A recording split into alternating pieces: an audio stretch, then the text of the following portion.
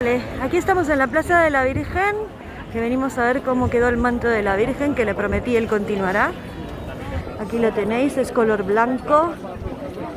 La verdad que para la paz que necesitamos es un color bien elegido. Son todas las ofrendas florales.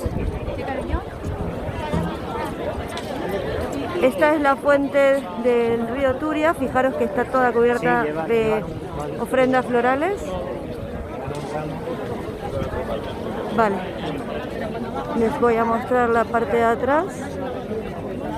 Estamos en Fallas 2022, anoche fue la crema. Bien, ¿no?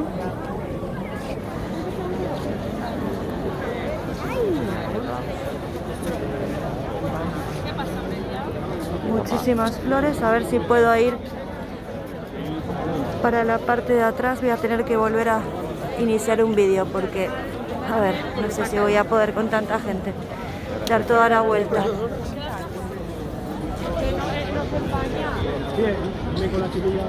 Vale, creo que voy a cortar y voy a hacer fotos, ¿vale? Así la pueden ver.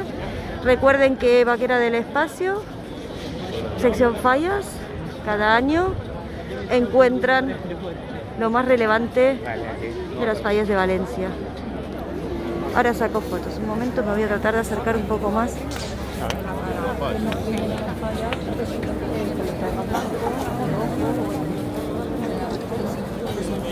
Vale. Más ofrendas en la Basílica de los Desamparados. Y ahora les haremos una foto. Buenos días y hasta el año que viene, hasta las Fallas 2023.